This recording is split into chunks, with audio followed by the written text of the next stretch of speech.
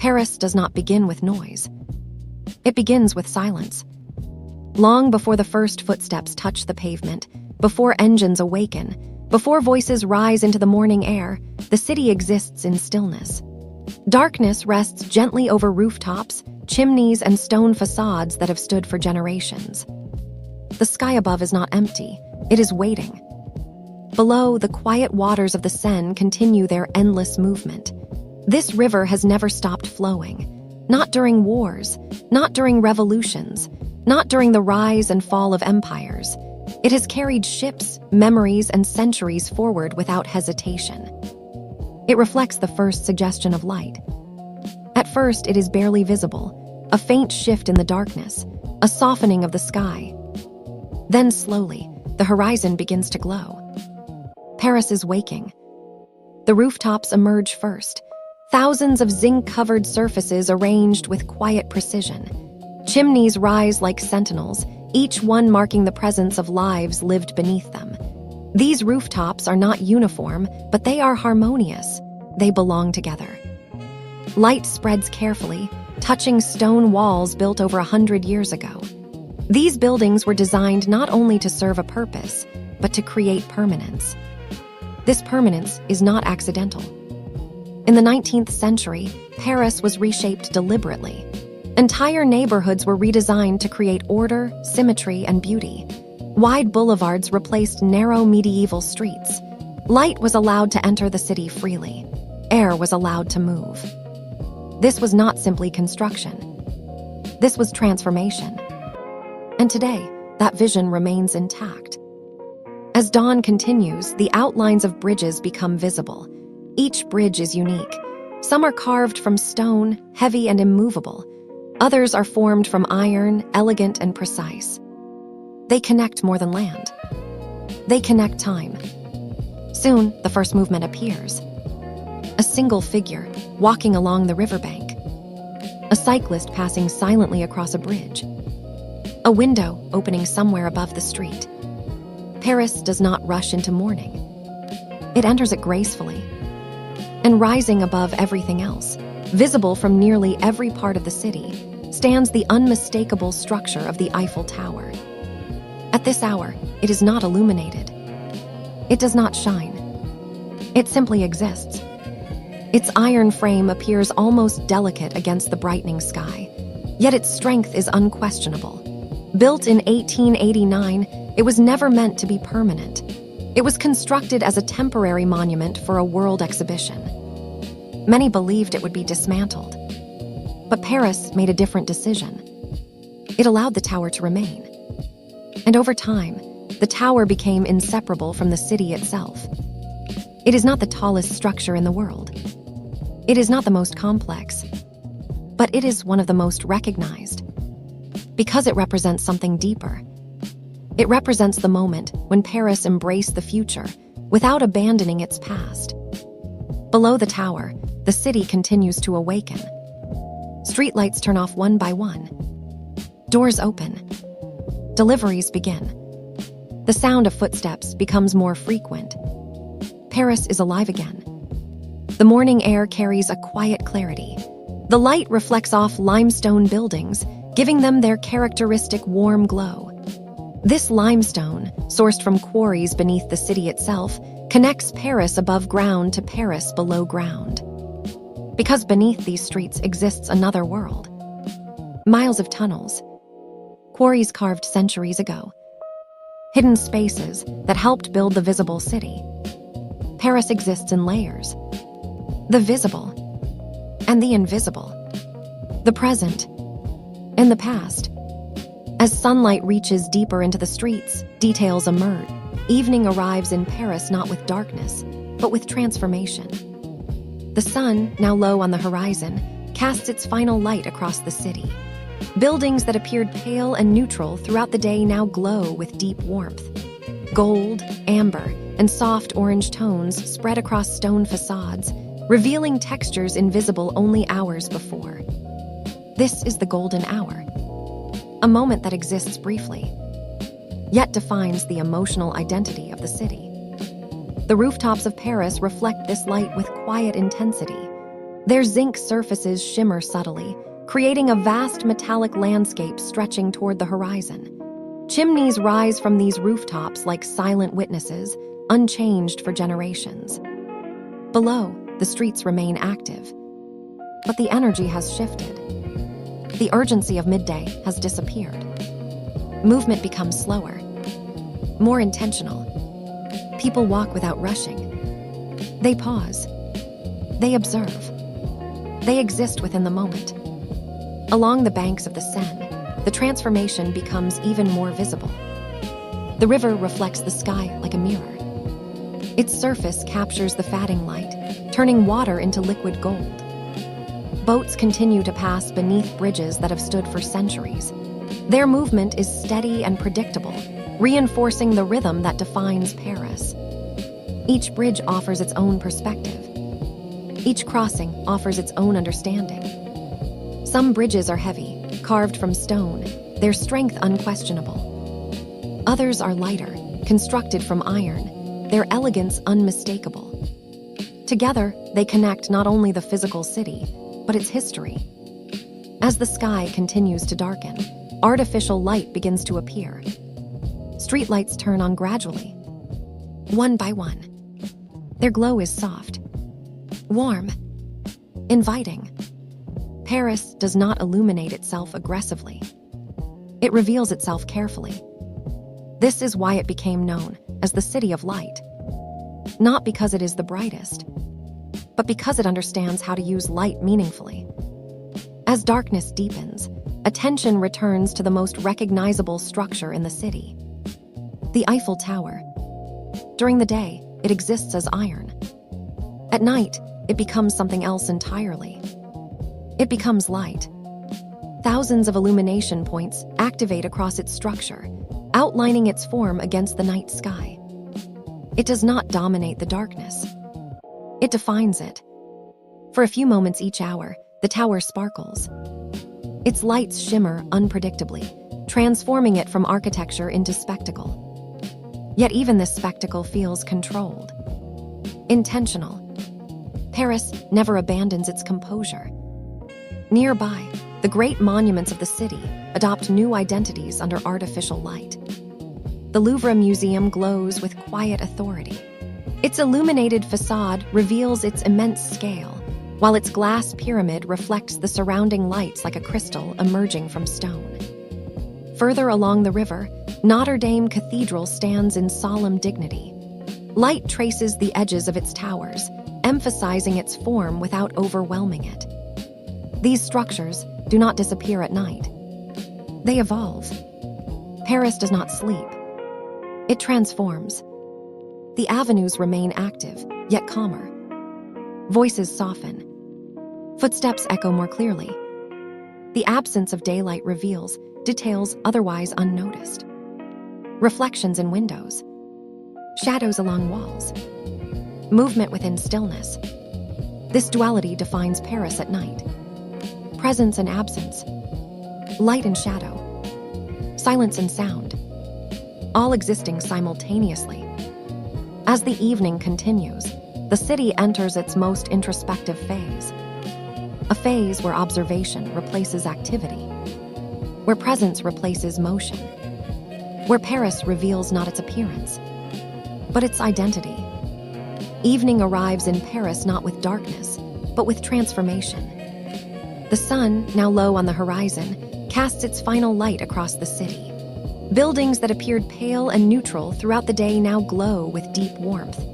Gold, amber, and soft orange tones spread across stone facades, revealing textures invisible only hours before. This is the golden hour, a moment that exists briefly, yet defines the emotional identity of the city. The rooftops of Paris reflect this light with quiet intensity.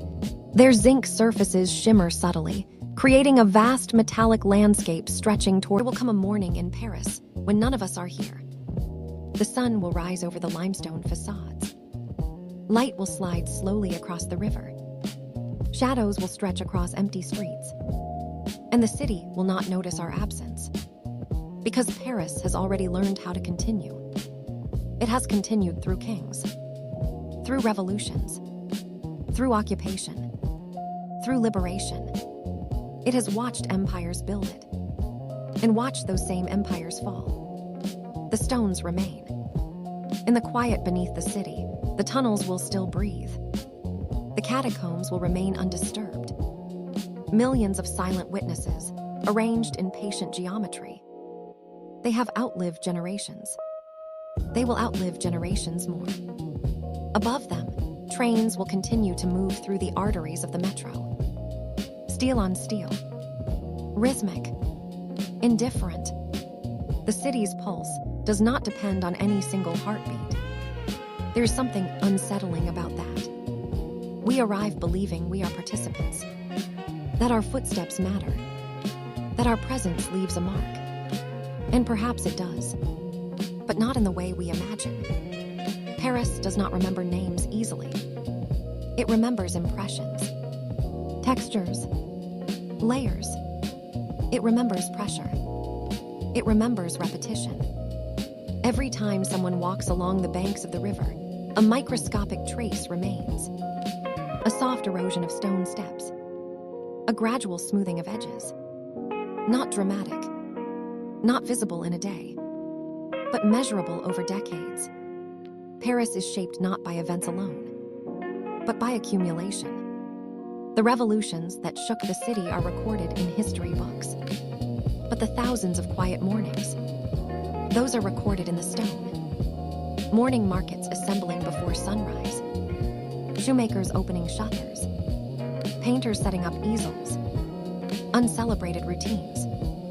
Repeated across centuries. Continuity disguised as normalcy. Stand on a bridge and watch the river move.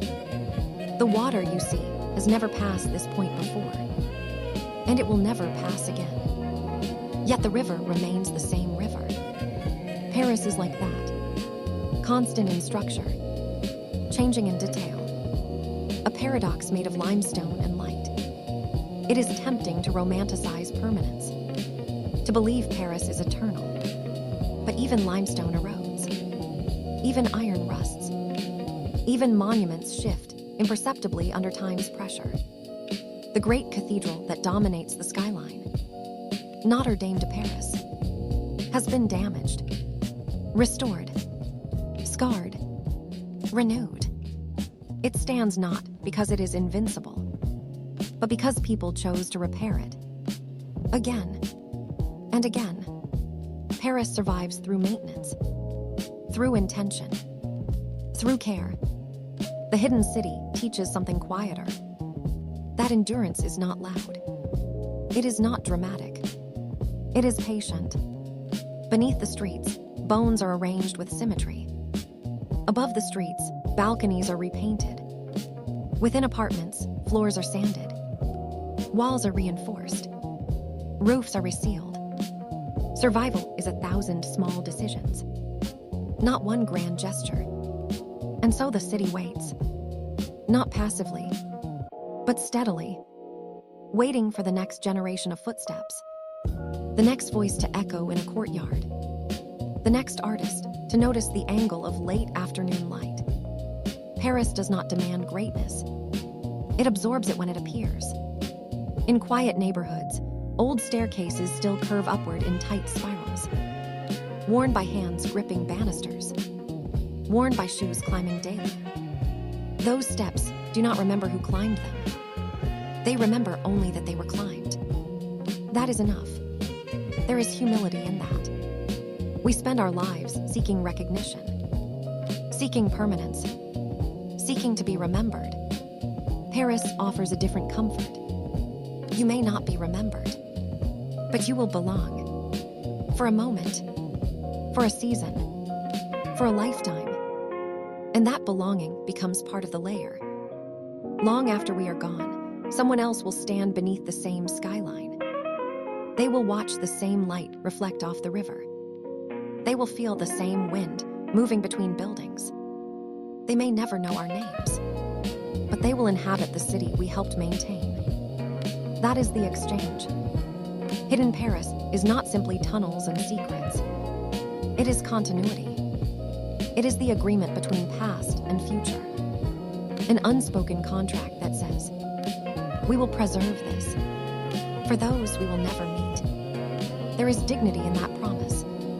Even the metro continues without sentiment. The doors open. They close. People step on. People step off. Every day. For decades. Motion as ritual. Movement as inheritance.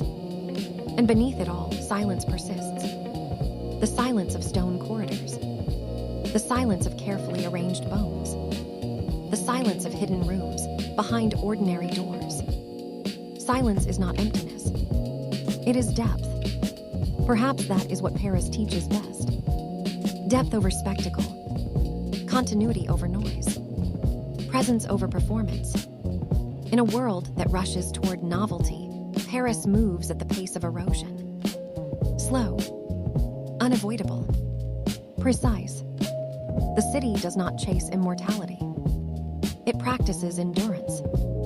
And so when we leave, when our footsteps fade, when our voices no longer echo through courtyards, Paris will continue, not because it ignores us, but because it includes us.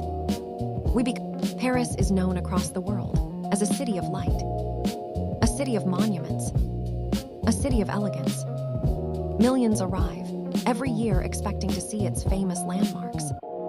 The tower, the river, the museums, the grand boulevards.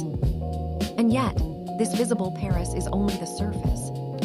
Because beneath the streets, behind the walls, above the ceilings, and beyond the reach of ordinary visitors, there exists another Paris. A hidden Paris. A forgotten Paris. An underground Paris. This is the Paris few ever see. But it is the Paris that explains everything. Descent into the catacombs. Beneath the southern districts of Paris lies a vast network of tunnels. Silent, dark, endless. These tunnels were not originally built for the dead. They were built for the living. For stone. For construction. For expansion. Centuries ago, Paris required limestone. This limestone built the churches, the bridges, the homes, the monuments. Workers carved it from beneath the earth. Slowly, manually, relentlessly. What they left behind was emptiness. A hollow city beneath the real one. But in the 18th century, Paris faced a crisis. Its cemeteries were full. Overfilled. Overflowing. Disease spread easily. The living could no longer coexist safely with the dead. So the decision was made to move the dead underground. Millions of remains were transported here, carefully arranged, layer by layer, wall by wall. Today, more than 6 million people rest beneath Paris. Silent, unmoving, permanent, the forgotten passages. Above ground, Paris appears orderly, predictable, designed. But hidden between buildings exist passages invisible to most. Covered arcades, narrow corridors, glass-roofed walkways. These passages were once centers of life. Commerce, conversation, movement. They protected pedestrians from rain, from mud, from chaos. Today they remain, unchanged, waiting. Walking through them feels like stepping outside time. Sound softens. Light becomes filtered. Movement slows. The modern city fades. The old city returns. The metro, Paris in motion. Beneath the streets runs another system.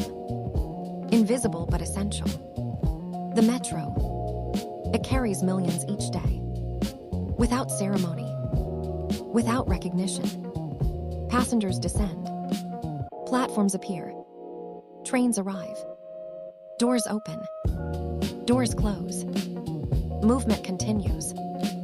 Some stations are abandoned. Left behind. Untouched. Frozen in time. Paris remembers everything, even what it no longer uses. Hidden courtyards. Behind ordinary doors lie extraordinary spaces. Courtyards, gardens, private worlds. From the street, they are invisible, silent, protected. Inside, the noise disappears. Time slows. The city withdraws. These spaces exist between public and private, between seen and unseen. Rooftops in Paris. Above the streets lies another hidden world. The rooftops. From above, Paris reveals its geometry.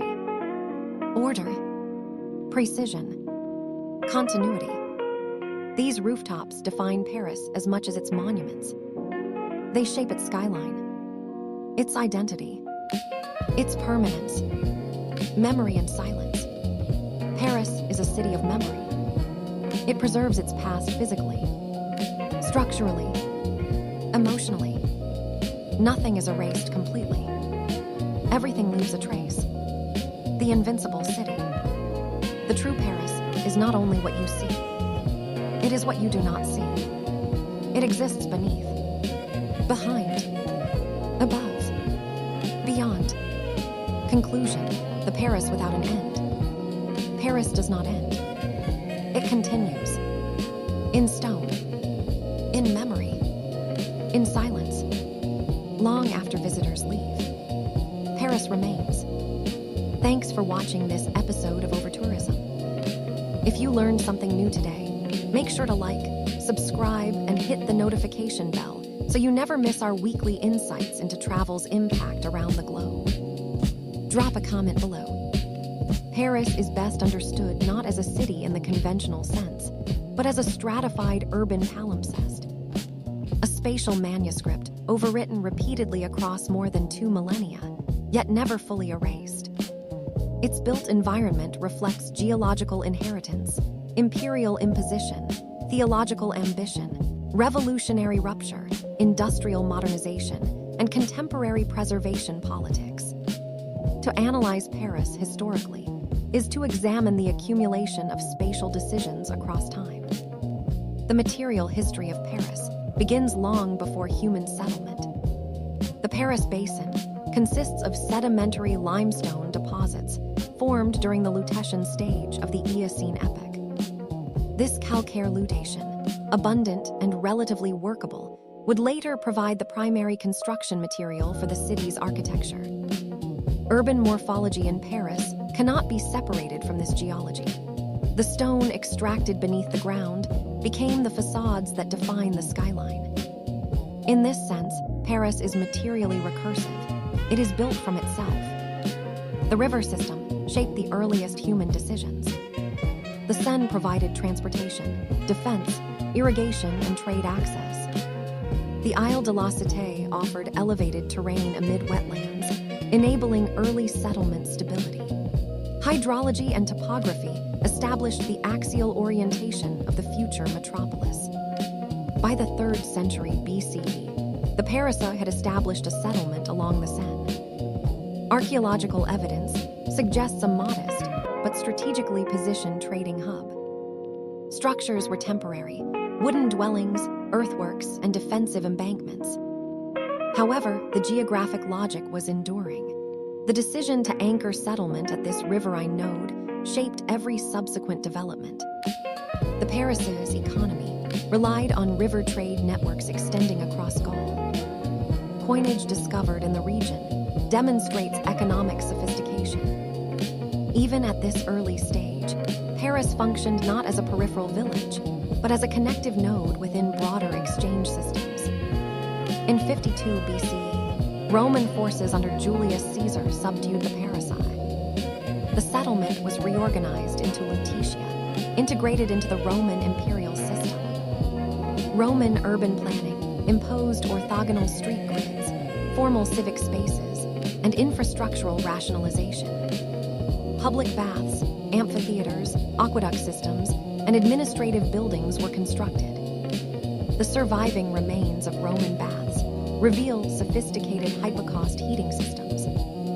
Engineering was not merely practical, It was ideological. Infrastructure signified imperial control and civilizational superiority. However, Lutetia remained modest compared to other Roman cities. Geography constrained expansion. By the 3rd century CE, as Roman authority weakened, the city contracted defensively toward the island. Fortifications thickened. The Roman layer fossilized beneath later development, but its grid logic persisted in subtle alignments still traceable in contemporary street patterns. The collapse of Roman administrative stability produced urban contraction. Political authority fragmented. Defensive logic replaced expansionary ambition. The city's footprint shrank toward the Isle de la Cité, where fortifications offered protection from external threats. Christianization reshaped spatial priorities. Churches gradually replaced pagan civic structures as central organizing elements. Urban form reflected theological orientation. The island became not only defensive core, but ecclesiastical nucleus. The Roman layer did not disappear, it became substratum. Medieval builders reused Roman stone. Foundations remained embedded beneath successive construction phases. Between the 10th and 13th centuries, Paris experienced substantial demographic growth. Agricultural productivity improved. Trade intensified. Population density increased within fortified boundaries. The medieval city became vertically compact and spatially compressed. The construction of Notre Dame de Paris, initiated in 1163, represents a pivotal architectural transformation. Gothic engineering innovations, including pointed arches, ribbed vaulting, and flying buttresses, redistributed structural loads, enabling unprecedented verticality and expansive stained glass illumination. Architecture became theological statement. Height symbolized transcendence, light symbolized divine presence. Simultaneously, there is a version of Paris that only exists after midnight. When the cafes close, when the last metro slows into its terminal station, when the conversations dissolve into distant echoes. This is not the Paris of postcards, not the Paris of bright terraces and crowded boulevards. This is the interval, the breath between days. At night, the facade of the city softens. Streetlights wash limestone in amber. Windows flicker out one by one. The grand silhouette of Eiffel Tower stands against the dark sky. No longer a spectacle, but a quiet structure of iron and geometry. Without the crowd, it feels skeletal, industrial, almost vulnerable. Along the riverbanks, the waters of the Seine move with a darker tone. During the day, the river reflects sky and movement. At night, it reflects absence. The bridges stretch across it like suspended thoughts. Unhurried, unobserved. Listen closely. The city does not become silent. It changes frequency. Delivery trucks move through narrow streets. Street sweepers trace slow mechanical arcs along the curb. Distant sirens fade before reaching clarity. These are the maintenance hours. The unseen labor that prepares the illusion of effortlessness. In hidden courtyards, laundry hangs motionless. In upper-floor apartments, a single lamp glows behind thin curtains. Somewhere, someone is writing. Someone is awake with insomnia. Someone is finishing a painting no one has seen yet. Paris at night is not empty. It is introspective. The narrow streets of older districts heighten in darkness. Stone absorbs light. Doorways become thresholds without context. The same alleys that feel charming by day feel infinite at night, as though they could lead anywhere or nowhere. In the distance, the dome of Sacré-Cœur watches from its hill, white by daylight, shadowed by night. From there, the city appears less detailed, more unified, a field of dim constellations. And beneath the streets, the metro rests. Trains idle in darkened tunnels. Metal cooling. Electric hum fatting.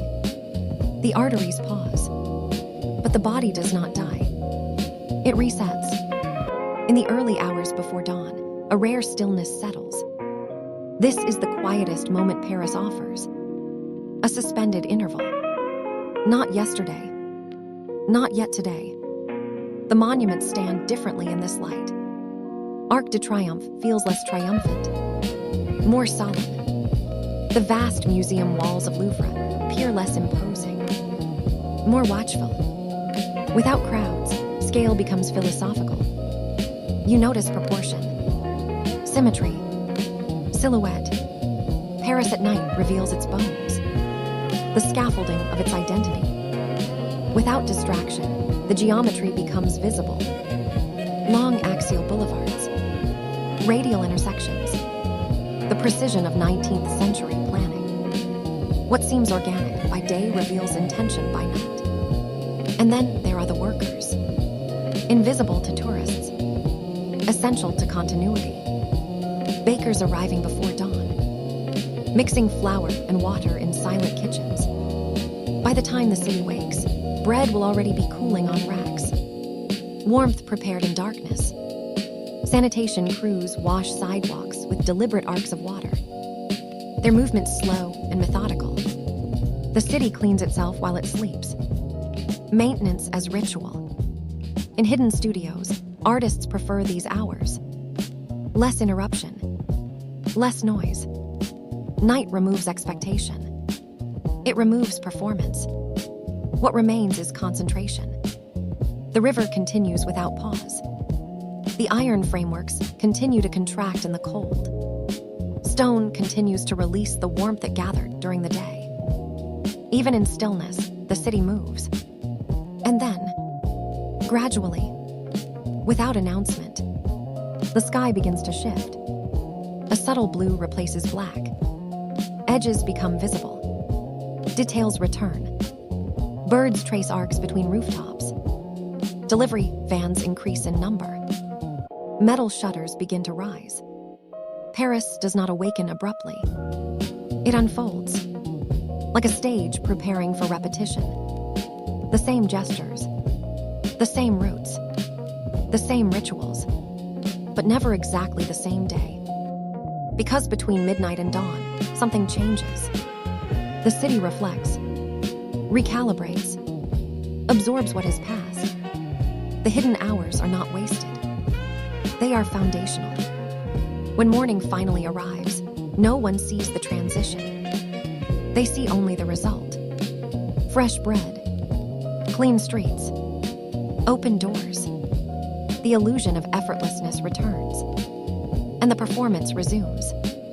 But if you stand in Paris just before sunrise, in that narrow margin between silence and motion, you feel the city in its most honest state. Not curated, not celebrated, simply existing. Paris between midnight and dawn is not a different city. It is the same city without witnesses. And perhaps that is its most authentic form. Because in darkness, monuments do not compete for attention. They simply endure. If Paris is a palimpsest of stone, it is equally a palimpsest of ideas. Cities can accumulate architecture. Few accumulate thought. Paris did both. For centuries, it functioned not merely as the capital of France, but as a capital of consciousness, a site where art, philosophy, politics, literature, and aesthetic rebellion repeatedly redefined Western intellectual life. To understand Paris culturally is to understand how space produces ideas, and how ideas reshape space. The cultural centrality of Paris begins in the medieval period with the institutional rise of the University of Paris. By the 12th and 13th centuries, this institution became one of Europe's most influential centers of theological and philosophical debate. Scholasticism flourished. Intellectual inquiry operated through structured disputation. Reason was employed to interpret faith. The city became a gravitational center for scholars across Christendom. The Latin Quarter was not merely a neighborhood. It was an epistemological infrastructure.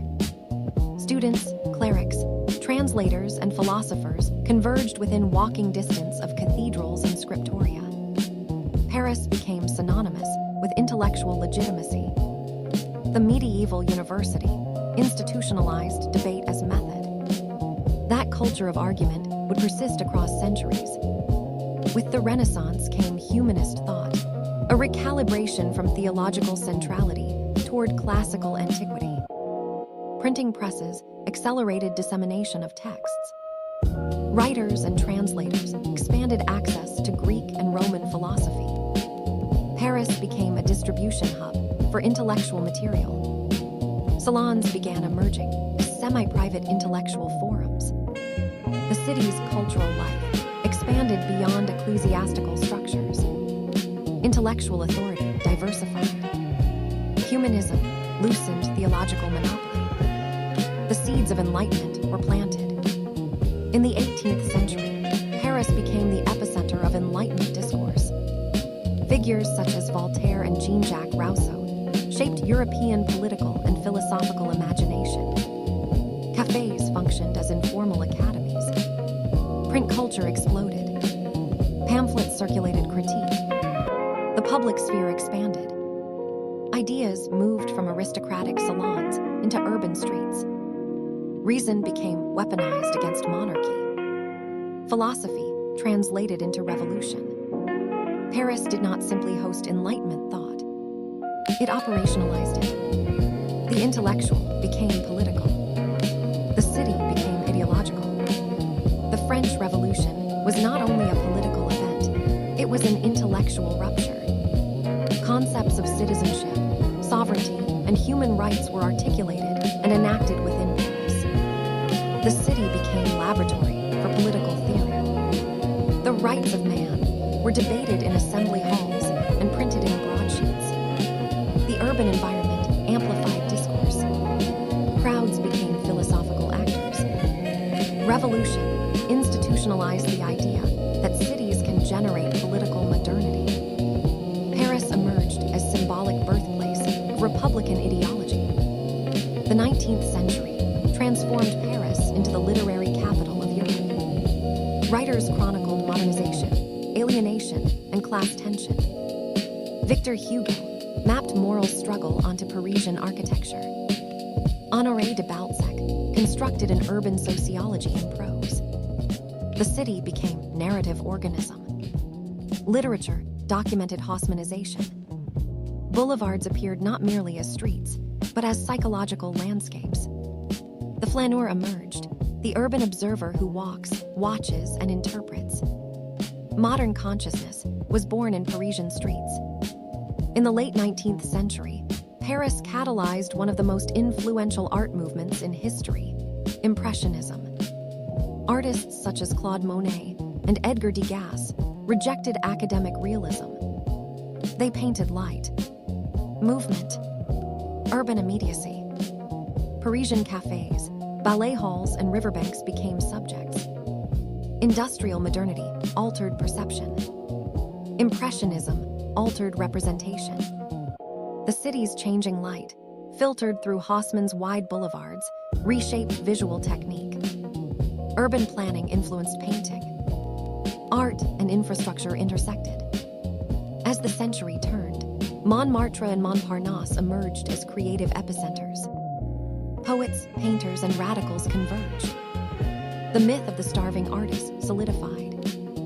Pablo Picasso developed Cubism in Paris. Henri Matisse redefined color theory. The avant-garde destabilized representation itself. Paris became incubator for aesthetic rebellion. The city institutionalized dissent as cultural engine. In the mid-20th century, Paris became synonymous with existentialism. Jean-Paul Sartre and Simone de Beauvoir wrote and debated in cafes of Saint-Germain-des-Prés. Existence precedes essence. Freedom precedes structure. Responsibility is unavoidable. Philosophy returned to lived experience. Cafes were not decorative settings. They were intellectual laboratories. Post-war trauma reshaped inquiry. Occupation had exposed fragility. Existentialism responded to uncertainty with radical autonomy. Paris again became philosophical epicenter. In the later 20th century, Paris generated structuralist and post-structuralist theory. Michel Foucault interrogated power structures embedded in institutions. Jacques Derrida destabilized textual certainty. Roland Barthes re-examined authorship and myth. Parisian intellectual life shifted from existential agency to systemic analysis. Language itself became terrain of debate. The city once again incubated paradigmatic shifts. Paris redefined cinema through the French New Wave. François Truffaut and Jean-Luc Godard rejected studio formalism. They filmed in streets, used natural light, improvised dialogue. Paris became cinematic subject and studio simultaneously. Urban realism shaped global film language. The city's texture entered international visual consciousness. After World War I, and especially after World War II, Paris became refuge for Black American jazz musicians. Cultural exchange intensified. Jazz clubs in Saint-Germain became sites of racial and artistic liberation. Music reconfigured nocturnal Paris. The city absorbed global influences and reframed them. Paris functioned as cultural mediator between continents. Today, Paris remains a global cultural node. Publishing houses, museums, art institutions, and universities sustain intellectual continuity. The Louvre operates not only as repository of art, but as global symbol of cultural authority. Film festivals, philosophy conferences, literary prizes. The city continues to curate its intellectual identity. Digital culture has decentralized thought production. Yet Paris retains symbolic capital. It remains associated with critique, art, and theory. Paris demonstrates a reciprocal relationship between urban form and intellectual output. Dense neighborhoods enable proximity. Cafes enable discourse. Universities enable transmission. Print culture enables circulation. Art studios enable experimentation. The physical city facilitates intellectual friction. Ideas emerge not in isolation, but in networks. Paris perfected the architecture of proximity. If the first lecture framed Paris as geological and architectural palimpsest, this companion lecture frames it as intellectual sediment. Scholastic theology, Enlightenment rationalism, revolutionary theory, romantic literature, impressionist perception, existential philosophy, post-structuralist critique, cinematic experimentation. Each movement layered upon previous ones, none fully erased. Paris is not merely preserved in stone. It is preserved in discourse. Its cafes, universities, salons, galleries, and streets produced frameworks that shaped global modernity. The city's enduring power lies not only in monuments, but in mental architecture. Layer upon layer of thought, century upon century of argument, still influencing, still debated, still alive. Across 2 millennia, it has produced revolutions, not only political revolutions, but revolutions of perception, aesthetics, science, philosophy, language, and identity. To understand Paris intellectually is to understand how modern civilization learned to think about itself. Paris did not just build monuments. It built frameworks. It did not merely generate art. It redefined what art is allowed to be. And in doing so, it shaped the architecture of the modern mind. In the 12th and 13th centuries, Paris became the intellectual capital of Christendom. At the heart of this transformation stood the University of Paris, later formalized as the University of Paris. Here, theology was not simply religion. It was cosmology, law, ethics, science, metaphysics. Scholastic thinkers, such as Thomas Aquinas, engaged in rigorous dialectical reasoning. The medieval lecture hall was a crucible of structured argumentation. Thesis, Objection, response, synthesis. The Gothic cathedral, most powerfully embodied in Notre Dame Cathedral, was not just architecture. It was theology in stone.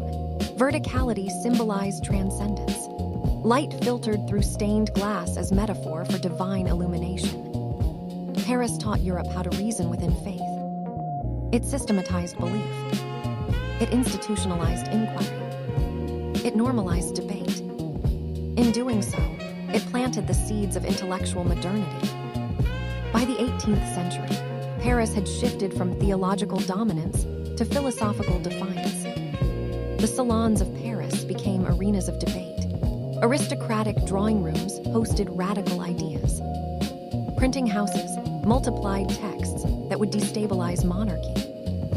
Here, figures such as Voltaire and Jean-Jacques Rousseau questioned divine right, clerical authority, and inherited power structures.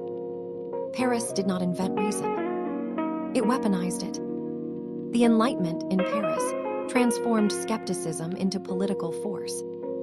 It introduced the idea that sovereignty resides not in kings, but in citizens. The ideas formed in cafes and salons did not remain abstract. They erupted in 1789. The French Revolution was not spontaneous anger. It was philosophically incubated dissent. Paris demonstrated that ideas, when concentrated geographically, become combustible. The French Revolution permanently altered global political vocabulary. Liberté, égalité, fraternité. These were not slogans. They were ethical architecture. The storming of the Bastille symbolized the destruction of arbitrary power. But the deeper revolution occurred in language. Citizens replaced subjects. Rights replaced privileges. Nation replaced dynasty. Paris taught the modern world how to imagine political community as collective will. Even the calendar was reinvented.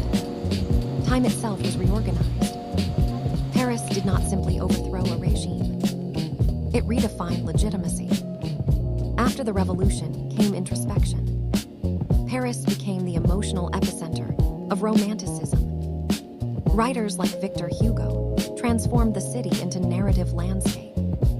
In Les Miserables, Paris is not background, it is character. Its sewers, barricades, and streets become moral terrain. Romanticism elevated feeling as intellectual force. The city was no longer only rational and revolutionary. It became tragic, poetic, wounded. Paris learned to narrate itself. In the 19th century, Emperor Napoleon III commissioned Baron Georges Eugene Haussmann to redesign Paris. Broad boulevards replaced medieval alleys. Parks opened public space. Sewers modernized sanitation. But this transformation was ideological. Wide boulevards prevented revolutionary barricades. Urban planning became political control. Paris became a model for modern state power, expressed architecture. The city demonstrated.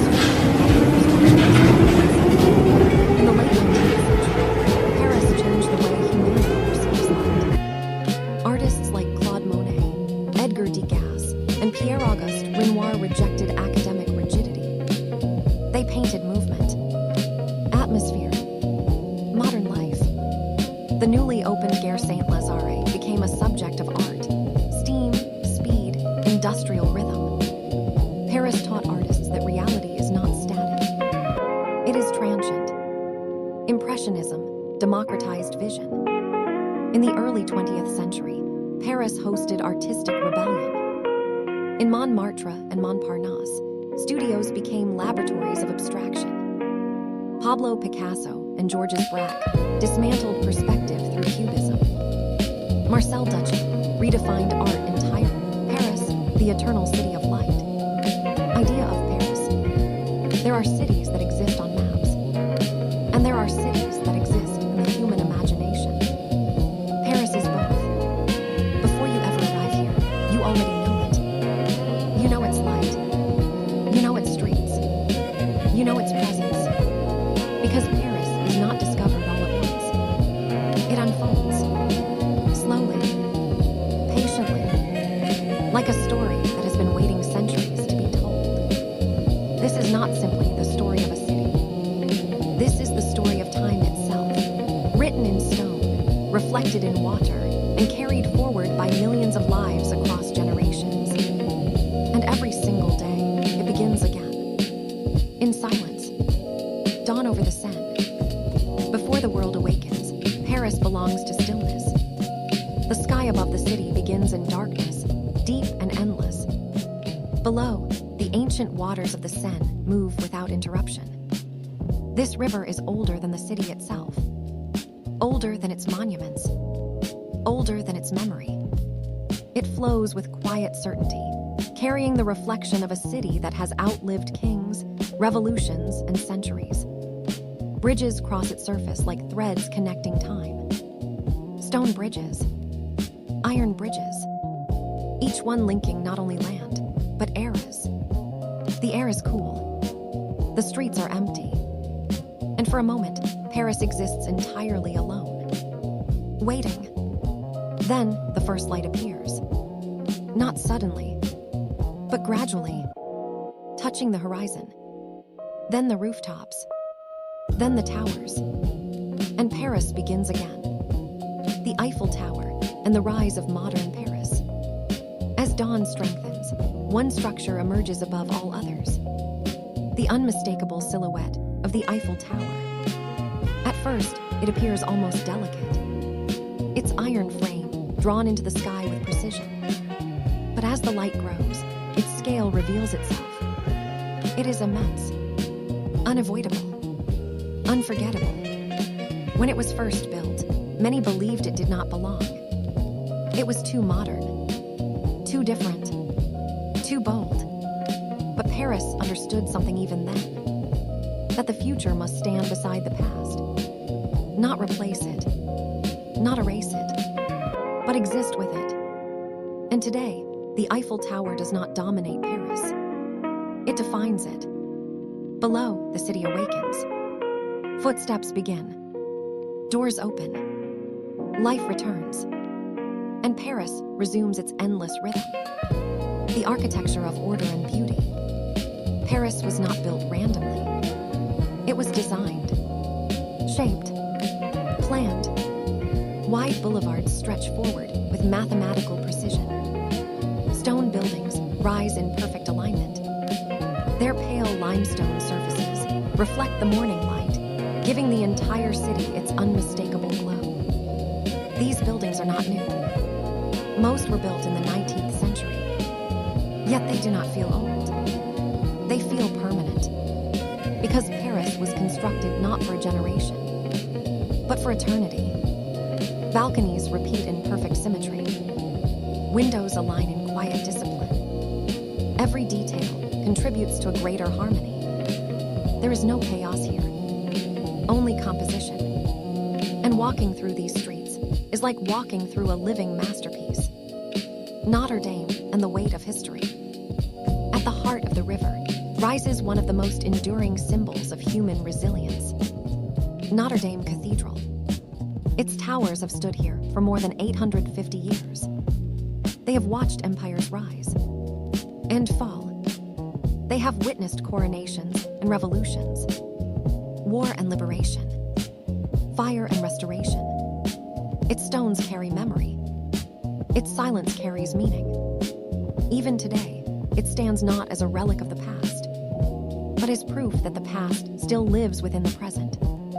And Paris continues forward, carrying its history not behind it, but within it. The Louvre, humanity preserved. Not far from the river stands a structure that represents the collective memory of civilization itself. The Louvre Museum. It stretches endlessly, corridor after corridor, gallery after gallery. Once a fortress, then a palace, now a sanctuary of human creativity. Inside its walls live the expressions of centuries. Paintings, sculptures, visions. Proof that while human lives may be temporary, human creation can be eternal. Outside, its glass pyramid reflects the sky. Modern, transparent,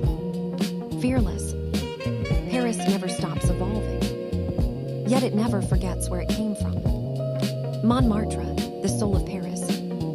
High above the city rises the district of Montmartre. From here, Paris reveals its true scale. Roofs stretch endlessly in every direction. The river curves through the city like a living artery. And at the summit stands the white brilliance of Sacré-Cœur. Its domes glow against the sky. A place of reflection, of stillness, of perspective. Artists once gathered here, not because it was famous, but because it was honest. Montmartre does not try to impress. It simply exists. And in doing so, it reveals the truth of Paris. That beauty is not manufactured. It is lived. The Champs-Élysées and the axis of power. From the heart of the city stretches one of the most famous avenues on earth.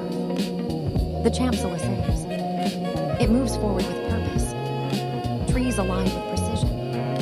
Shops and theaters alive with movement.